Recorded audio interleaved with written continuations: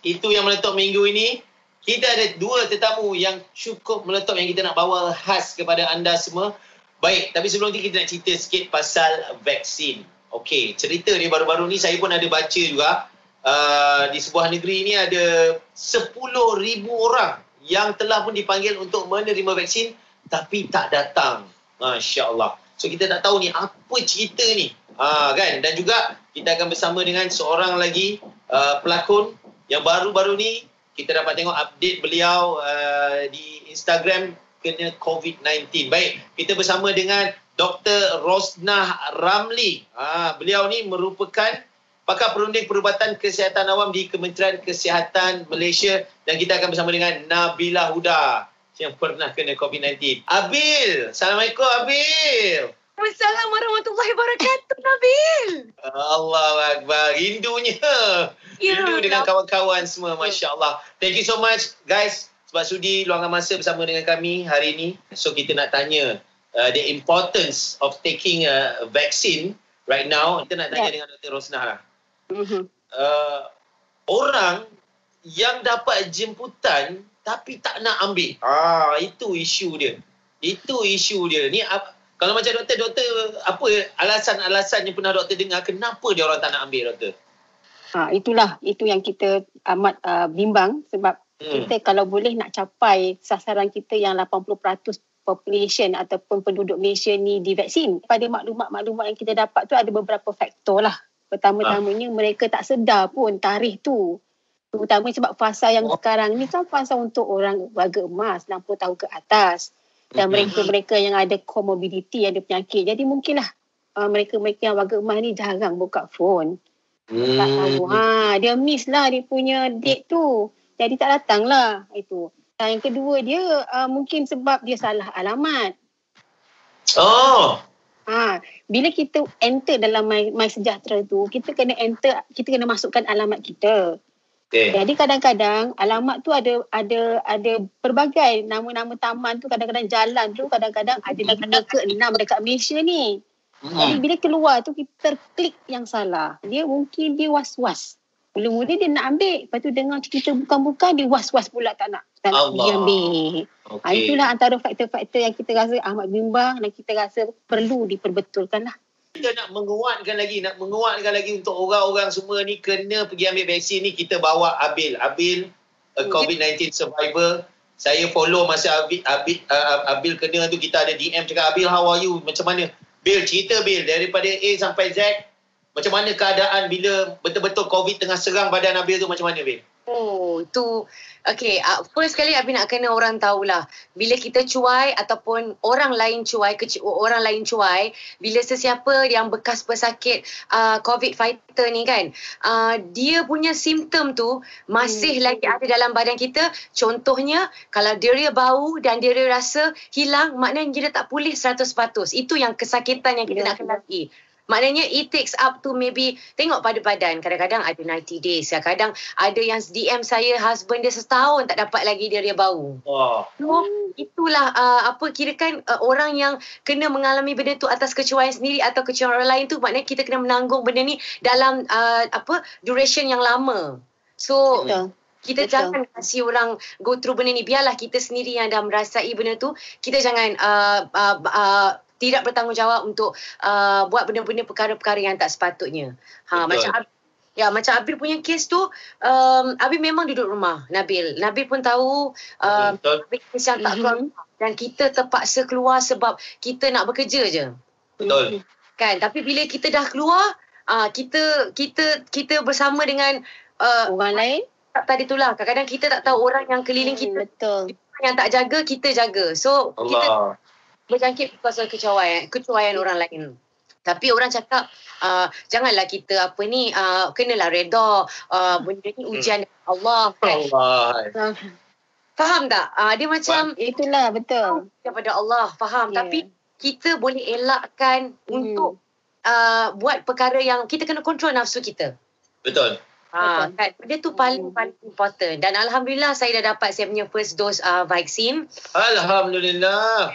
Saya punya perasaan masa tu Nabil, ya Allah, takutnya Nabil. Seolah-olah kalau kena masa kejadian yang saya kena tu, saya didapati positif tu dan simptom yang saya dapat, dalam masa 2 hari saya dah dapat simptom sesama dan sakit tekak tu. Hari ketiga saya dah tak ada bau dah.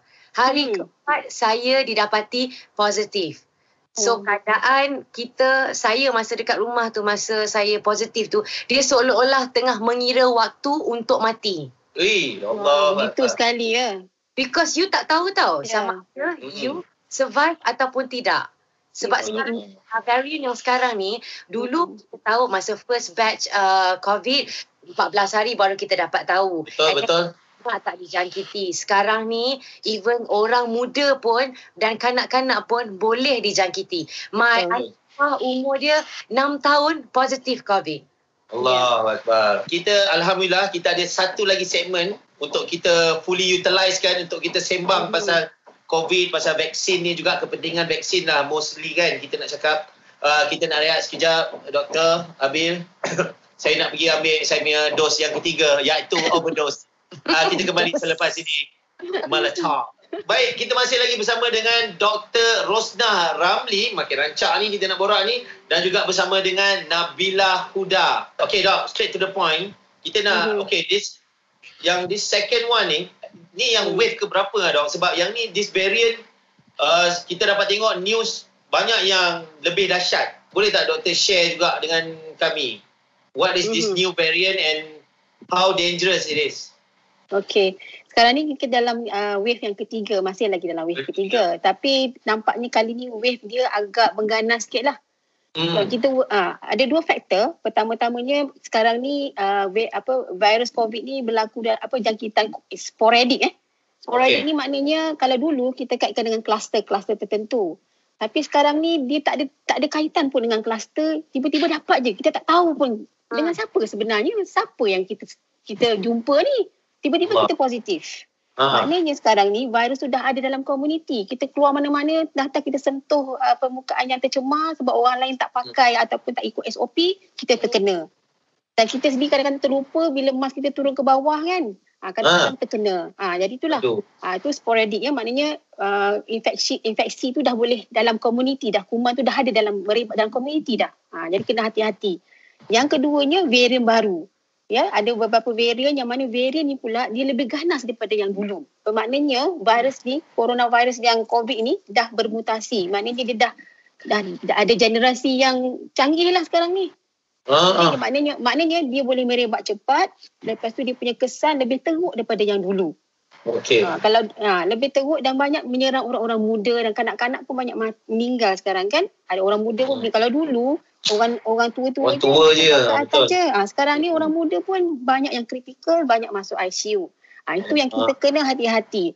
Dan satu lagi dapatan yang kita dah bagi tahu pada umum sekarang ni, virus ni boleh merebak melalui udara pun. Alamak. Jadi kalau dulu kita kata droplet aja, sebab itu kita jarakkan 1 meter kan. Sekarang ni dia boleh merebak melalui udara, melalui partikel-partikel aerosol yang halus-halus tu. Jadi bila kita hidu udara yang tercemar oleh virus tu tadi, dia terus masuk dalam paru-paru dan itu yang menyebabkan simptom-simptom yang lebih serius dan lebih cepat. Wow. Jadi itu yang mencabar kita lah. Itu yang mencabar lah. Ya.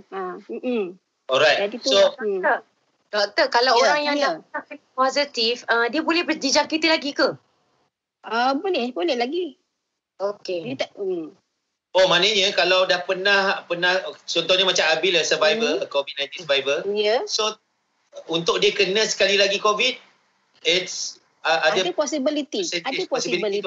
Sebab itu orang yang kena COVID pun kita nak mereka ambil vaksin juga. Ambil vaksin juga.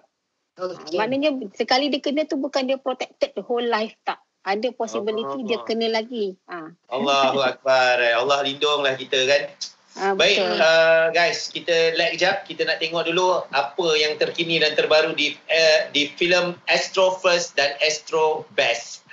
Roll it. Right, itu dia guys, filem-filem yang berada di Astro Best, Astro First. So guys, nantikan juga sebuah filem yang cukup hebat, Mak Buah Malaya. Tak lama lagi. Okay, Abil, kita dah sampai dekat penghujung ni untuk Abil dengan doktor. Mungkin ada pesanan daripada Abil untuk semua yang sedang menonton ni dekat luar ni, supaya diorang ni, orang kata ada kesedaran diri jugalah, Bil.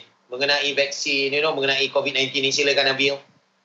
Okey, kepada semua rakyat Malaysia, pergilah ambil vaksin. Tak perlu apa yang untuk ditakutkan. Tak payahlah yang mana yang tak nak ambil vaksin, anti-vaksin tu dah boleh hentikanlah kata benda-benda yang merepek. Ada microchip masuk dalam badan apa semua tu. Benda tu memang merosakkan minda semua orang. Okey, kepada siapa yang tengah menunggu giliran vaksin tu, saya sarankan mulalah ambil suplemen, vitamins untuk protect ourselves dulu sebelum kita dapat jab vaksin, and just stay at home kalau tak ada benda nak kita buat kat luar tu. Kan. Thank you Abil. Doktor, okey, yang ni penting ni. Daripada doktor, silakan doktor.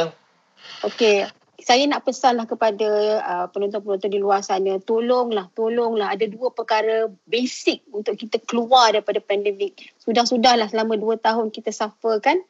This is a time untuk kita kembali normal, budak-budak pergi sekolah, universiti buka, kita boleh beribadah, kita boleh beraya macam biasa. Tak nak lagi lah beraya visi-visi ni kan. Macam itulah. Jadi tolong patuhi SOP. SOP ni sebenarnya kita buat sebab kita nakkan mencegah infeksi. Kita berdasarkan kepada 3W 3S tu ya. Dan juga tolonglah ambillah vaksin. Vaksin ni halal dan vaksin ni sudah pun diputuskan oleh Muzakarah Jawatankuasa Fatwa Majlis Kebangsaan bagi Hak Ehwal Islam, mengatakan ianya harus dan wajib bagi golongan-golongan yang disarankan oleh KKM. Jadi hukum dah dikeluarkan dan ianya halal. Dan kita pula dalam KKM, kita ada Badan Regulatory Farmasi Negara yang cek semua-semua maklumat ini dan kita pastikan yang vaksin ni adalah selamat.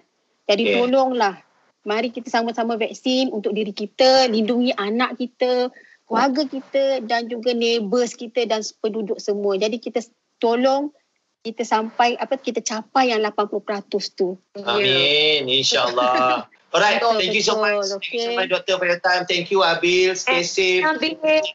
We doakan you guys sentiasa sihat, insyaAllah. Let's go through this together, insyaAllah. Yes. Thank you for your time. Okay, bye. Thank you very much. Bye, Abil. Love you guys. Bye-bye.